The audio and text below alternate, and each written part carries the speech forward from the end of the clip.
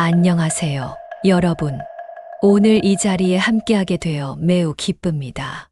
우리는 오늘 한국 현대 불교의 거목이신 성철 스님의 가르침을 통해 삶의 지혜를 탐구하고자 합니다. 스님은 복잡한 현대사회 속에서 길을 잃은 우리에게 명료한 방향성을 제시해 주셨습니다. 특히 부처님의 길로 돌아가라는 뜻의 101법문은 불교의 본질을 되찾으려는 그의 평생 노력을 보여줍니다. 이 강연에서는 성철 스님의 대표적인 명언 10가지를 중심으로 그 의미를 하나하나 깊이 파헤치고 이를 우리의 일상에 어떻게 적용할 수 있을지 구체적으로 이야기해 보겠습니다. 자, 스님의 지혜 속으로 들어가 보시죠. 사는 산이요. 물은 물이다. 성철 스님의 가장 널리 알려진 말씀입니다. 이 한 문장은 얼핏 들으면 너무나 단순해서 그 깊이를 놓치기 쉽습니다. 하지만 이 말은 선찬의 본질을 담고 있으며 불교 철학의 핵심을 압축적으로 보여줍니다. 산은 산이요. 물은 물이다는 세상 모든 것이 있는 그대로의 모습일 뿐이라는 뜻입니다. 우리가 일상에서 겪는 고통과 혼란은 대부분 사물이나 사건 자체 때문이 아니라 그것에 대해 우리가 덧붙이는 생각과 감정 때문입니다. 이 말씀은 중국 청원유신 선사의 유명한 개송에서 비롯되었습니다. 참선하기 전에는 산은 산이요. 물은 물이었으나 참선을 하고 나니 산은 산이 아니요. 물은 물이 아니었다. 그러다가 깨달음을 얻고 나니 산은 다시 산이요. 물은 다시 물이었다. 이 세 단계의 인식 변화는 수행의 여정을 보여줍니다. 예를 들어 여러분이 아침에 늦잠을 자서 회사에 지각했다고 해봅시다. 그 순간 머릿속은 온갖 생각으로 가득 차죠. 상사가 뭐라고 할까? 동료들이 나를 어떻게 볼까? 오늘 하루가 엉망이 될 거야. 이런 생각들이 꼬리에 꼬리를 물고 이어집니다. 하지만 이 상황을 사는 산이요. 물은 물이다의 관점에서 보면 어떨까요? 늦잠을 잔 것은 그저 하나의 사건일 뿐입니다. 그 이상도, 그 이하도 아니에요. 우리가 거기에 붙이는 해석과 감정을 내려놓으면 마음은 한결 가벼워집니다. 이 가르침은 불교의 연기연치 사상과도 연결됩니다. 모든 것은 인연에 의해 생겨났다가 사라지는 것이니 고정된 실체가 없다는 거죠. 산이 산으로 보이는 것은 우리의 마음이 그렇게 이름 붙이고 분별하기 때문입니다. 성철 스님은 이 단순한 진리를 통해 우리에게 분별심을 내려놓고 있는 그대로를 받아들이는 연습을 하라고 하십니다.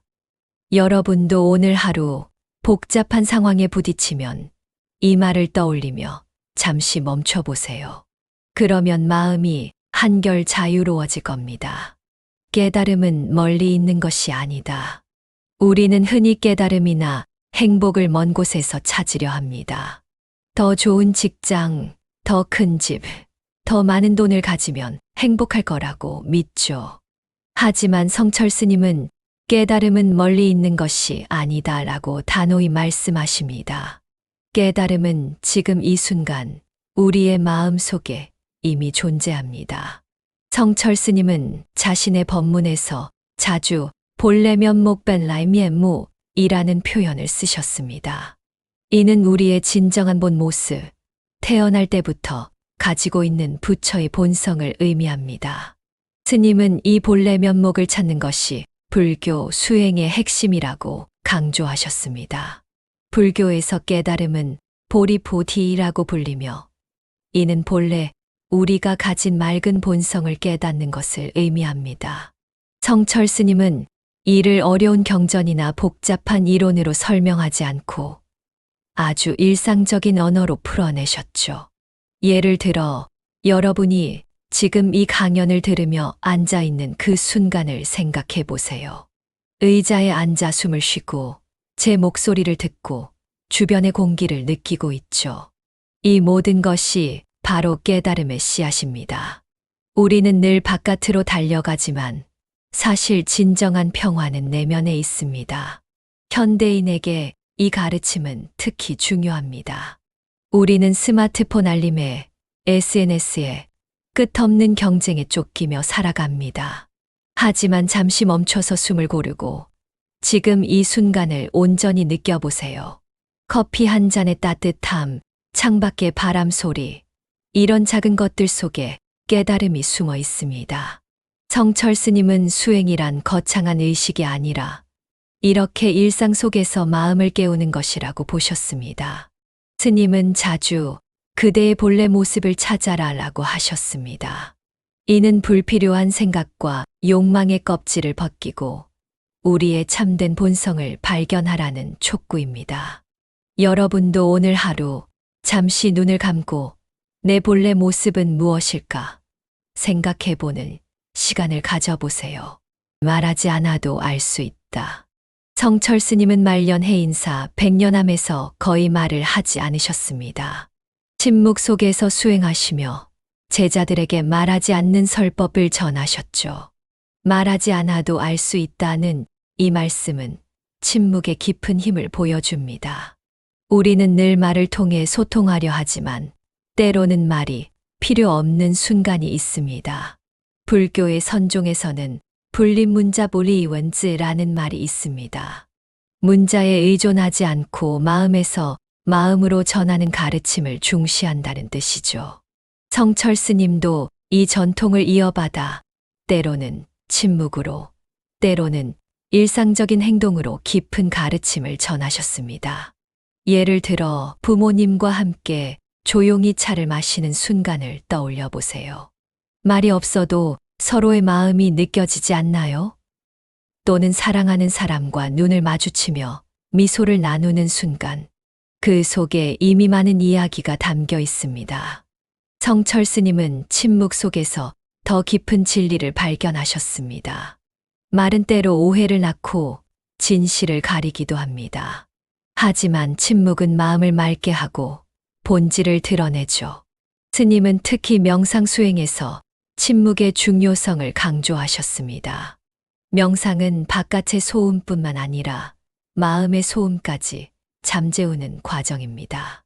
생각의 흐름을 멈추고 순수한 알아차림만 남길 때 우리는 말로 표현할 수 없는 깊은 평화를 경험하게 됩니다.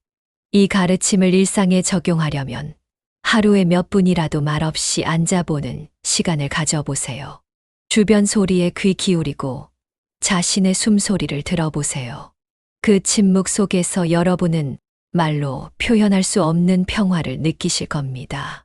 성철 스님은 이런 침묵의 수행으로 우리에게 진정한 소통의 의미를 가르쳐 주셨습니다. 자기를 아는 것이 깨달음이다. 성철 스님은 자기를 아는 것이 깨달음이다라고 하셨습니다. 우리는 남을 비판하고 세상을 탓하기 바쁘지만 정작 자신을 들여다보는 일은 소홀히 합니다. 스님은 이 말씀을 통해 자기 성찰의 중요성을 강조하셨습니다. 소크라테스의 명언과도 일맥상통합니다. 동서양의 지혜는 결국 자기 인식의 중요성으로 수렴되고 있습니다.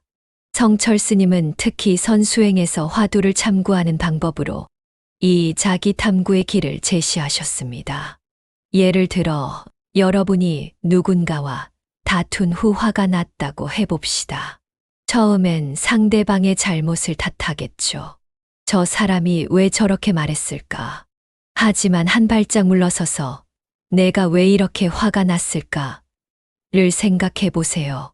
그 화의 근원은 상대방의 말이 아니라 내 안의 기대나 상처에서 비롯된 경우가 많습니다. 성철 스님은 이런 자기 관찰이 깨달음의 첫걸음이라고 보셨습니다. 불교에서는 이를 관조관자어라고 합니다. 자신의 마음을 들여다보고 그 흐름을 알아차리는 거죠. 현대 심리학에서도 비슷한 개념이 있습니다. 자기 감정을 인식하고 받아들이는 연습을 하죠. 성철 스님의 가르침은 시대를 초월해 우리에게 깊은 통찰을 줍니다. 오늘 하루 자신의 감정을 한번 돌아보는 시간을 가져보세요. 그 속에서 깨달음의 실마리를 찾으실 겁니다. 다른 한편으로 자기를 안다는 것은 자신의 한계와 가능성을 모두 인정하는 것입니다. 우리는 때로 자신을 너무 과대평가하거나 반대로 너무 과소평가하기도 합니다. 하지만 성철 스님의 가르침에 따르면 진정한 지혜는 자신을 있는 그대로 보는 데서 시작됩니다. 이런 자기 이해를 통해 우리는 타인에 대한 이해와 자비도 키울 수 있습니다. 욕심을 버리면 자유로워진다. 욕심은 우리를 괴롭히는 가장 큰 원인 중 하나입니다. 성철 스님은 욕심을 버리면 자유로워진다고 하셨습니다. 더 많이 갖고 싶고 더 높이 올라가고 싶은 마음은 끝이 없습니다. 하지만 그 욕심을 내려놓으면 비로소 마음의 자유를 얻을 수 있습니다. 불교에서는 욕심을 탐탄이라고 하며 이는 분노천와 어리석음칠과 함께 인간을 고통으로 이끄는 삼독산독을 이룹니다. 성철 스님은 이 중에서도 특히 욕심을 많이 경계하셨습니다. 왜냐하면 현대사회는 소비주의와 물질주의가 만연해 우리를 끊임없는 욕망의 사슬에 묶어두기 때문입니다. 현대사회에서 욕심을 완전히 버리기란 쉽지 않죠. 우리는 경쟁 속에서 살아가고 성공을 위해 끊임없이 노력해야 합니다. 하지만 성철 스님은 욕심을 버리라는 것이 세상과 단절하라는 뜻이 아니라고 보셨습니다. 오히려 불필요한 집착을 내려놓고 지금 가진 것에 만족하는 마음을 가지라는 겁니다. 예를 들어 여러분이 새 휴대폰을 사고 싶다고 해봅시다. 최신 모델이 나올 때마다 마음이 흔들리죠. 하지만 지금 쓰는 휴대폰으로도 충분히 생활할 수 있다면 굳이 새 것을 살 필요가 있을까요? 이런 작은 욕심을 내려놓는 연습부터 시작해 보세요. 그러면 스님이 말씀하신 자유로움이 무엇인지 조금씩 알게 될 겁니다. 스님은 또한 욕심을 버린다는 것이 무욕우유의 상태에 이르는 것이라고 하셨습니다. 무욕은 욕망이 아예 없는 것이 아니라 욕망에 끌려다니지 않는 상태입니다. 우리가 먹고 입고 생활하는데 필요한 기본적인 욕구는 자연스러운 것이지만 그것이 우리 마음을 지배하게 해서는 안 된다는 거죠. 지금 이 순간 여러분의 마음을 지배하는 욕심은 무엇인가요? 그것을 한번 들여다보고 잠시 내려놓는 연습을 해보세요. 6점. 수행은 밥 먹듯 해야 한다. 성철 스님은 수행을 거창한 것으로 여기지 말라고 하셨습니다. 수행은 밥 먹듯 해야 한다는 말은 매일 밥을 먹듯 자연스럽게 수행을 삶에 녹여야 한다는 뜻입니다. 산에 들어가거나 큰 결심을 하지 않아도 일상에서 마음을 다스리는 것이 진정한 수행입니다. 성철 스님은 특히 일상삼매를 장삼매를 강조하셨습니다. 이는 특별한 수행 시간이 아니라 일상생활 속에서도 늘 깨어있는 마음을 유지하는 것을 말합니다. 밥 먹을 때는 온전히 밥 먹기에, 걸을 때는 온전히 걷기에 집중하는 것이 바로 수행의 시작입니다. 예를 들어 아침에 일어나 물 한 잔을 마시며 숨을 고르는 것, 출근길에 사람들에게 미소를 짓는 것, 퇴근 후 잠시 명상을 하는 것, 이런 작은 행동들이 모두 수행입니다. 성철 스님은 수행이 특별한 사람만의 것이 아니라 우리 모두의 일상 속에 있다고 보셨습니다. 불교에서 수행은 선정잔딩과 지혜智慧로 나뉘는데 이는 마음을 고요히 하고 진리를 깨닫는 과정입니다. 성철 스님은 이를 어렵게 풀지 않고 밥 먹듯 자연스럽게 하라고 하셨죠. 여러분도 오늘부터 하루 한 번, 5분이라도 마음을 가라앉히는 시간을 가져보세요. 그게 바로 수행의 시작입니다. 사실 불교 수행의 궁극적 목표는 삶과 수행이 하나가 되는 것입니다. 수행은 삶에서 분리된 특별한 활동이 아니라 삶 그 자체가 되어야 합니다. 성철 스님이 밥 먹듯 해야 한다고 하신 이유도 여기에 있습니다. 밥을 먹는 것처럼 자연스럽고 일상적인 일이 되어야 진정한 수행이 가능해집니다. 여러분도 일상 속 작은 순간에 주의를 기울이는 연습을 해보세요. 차를 마실 때는 차의 향과 맛에 집중하고, 걸을 때는 발바닥이 땅에 닿는 감각을 느껴보세요.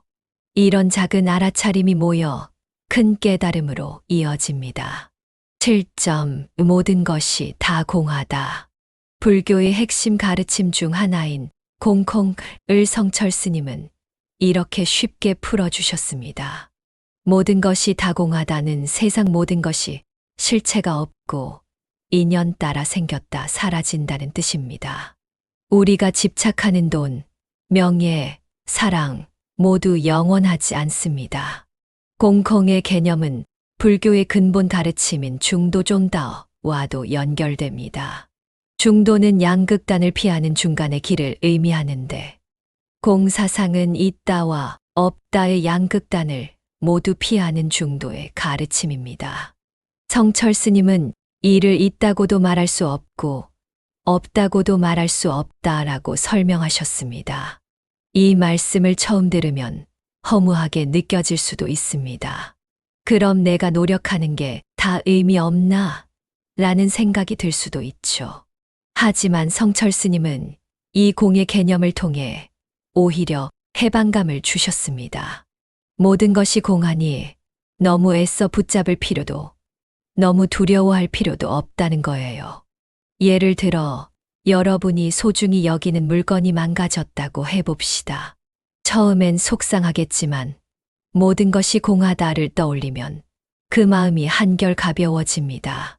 물건은 언젠가 없어질 인연일 뿐이니까요. 이 진리를 깨닫는 순간 우리는 집착에서 자유로워질 수 있습니다.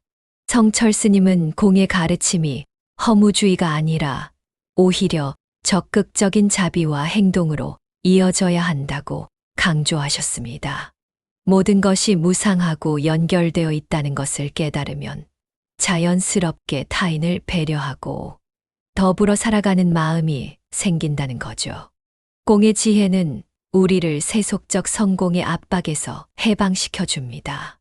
성공도, 실패도, 칭찬도, 비난도 모두 인연 따라 생겼다 사라지는 것이니 너무 기뻐하거나 낙담할 필요가 없습니다. 이런 마음의 자유를 얻을 때 우리는 더 평온하게 살아갈 수 있습니다.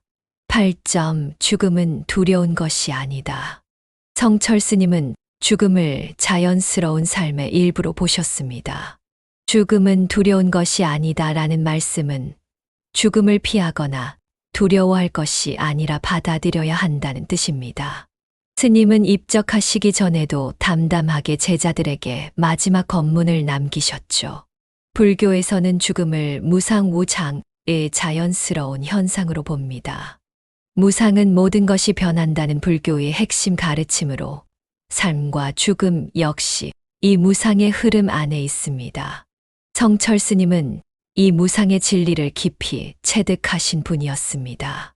성철 스님은 나는 살아도 한 물건이요, 죽어도 한 물건이다 라는 말씀을 자주 하셨습니다. 이는 삶과 죽음을 초월한 깨달음의 상태를 보여줍니다. 스님에게 죽음은 단지 육체의 소멸일 뿐 참된 자아는 태어나지도 죽지도 않는다는 신념이 있었습니다. 현대인은 죽음을 터부시하는 경향이 있습니다. 병원에서, 뉴스에서 죽음을 접하지만 정작 내 삶의 일부로는 받아들이지 않죠. 하지만 성철 스님은 죽음을 두려워하지 않는 태도를 통해 삶의 소중함을 일깨워 주셨습니다. 죽음이 있기에 지금 이 순간이 더 귀한 거예요. 예를 들어 여러분이 사랑하는 사람과 함께 있는 순간을 떠올려 보세요. 그 시간이 영원하지 않다는 걸 알기에 더 소중하게 느껴지지 않나요? 스님의 이 말씀은 우리에게 죽음 너머의 평화를 보여주며 매일을 더 충실히 살게 합니다. 성철 스님은 죽음에 대해 이야기하실 때 불교의 윤회론회의 개념도 함께 설명하셨습니다. 윤회란 생과 사의 끝없는 반복을 의미하지만 스님은 이를 문자 그대로가 아닌 매 순간 우리의 생각과 행동이 변화하는 과정으로 해석하셨습니다. 우리가 지금 이 순간 어떤 마음을 내느냐에 따라 다음 순간의 삶이 결정된다는 겁니다. 죽음을 두려워하지 않는 마음은 역설적으로 삶을 더 풍요롭게 만듭니다. 언젠가 죽음이 온다는 것을 받아들이면 지금 이 순간 더 깨어있고 더 감사하며 살 수 있기 때문입니다. 여러분도 오늘 하루 자신의 유한함을 인식하고 현재에 더 집중해보는 시간을 가져보세요. 9점. 마음이 깨끗해야 세상이 깨끗하다. 세상을 바꾸고 싶다면 먼저 내 마음을 깨끗이 하라는 가르침입니다. 우리는 세상이 혼탁하다고 불평하지만 그 혼탁함은 내 마음에서 비롯될 때가 많습니다. 마음이 깨끗해야 세상이 깨끗하다는 말씀은 내 안의 평화를 찾는 것이 세상을 바꾸는 첫걸음임을 알려줍니다. 성철 스님은 이를 청정한 마음이라는 불교 수행의 핵심으로 보셨습니다. 청정한 마음이란 탐욕, 분노, 어리석음에서 벗어난 맑은 상태를 말합니다. 이런 마음 상태에 이르면 세상을 보는 눈도 달라집니다. 문제가 아닌 해결책이 보이고 어둠이 아닌 빛이 보이는 거죠. 성철 스님은 또한 내 마음이 부처임을 알라시신 실포는 가르침을 자주 전하셨습니다. 이는 우리 마음의 본질이 본래 깨끗하고 맑다는 의미입니다. 다만 욕망과 집착으로 그 본래 모습이 가려져 있을 뿐이죠. 스님은 우리가 본래의 맑은 마음을 회복할 때 세상도 함께 변한다고 보셨습니다. 예를 들어 여러분이 뉴스를 보며 세상의 부정적인 면에 화가 난다고 해봅시다.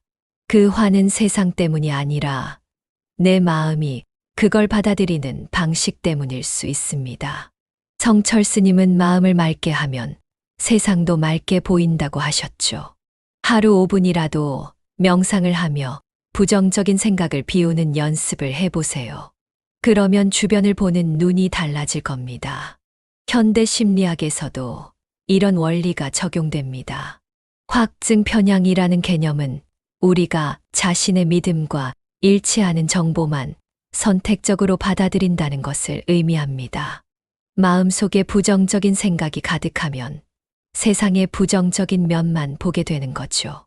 반대로 마음이 긍정과 자비로 가득하면 세상의 아름다움과 선함을 더 잘 발견할 수 있습니다.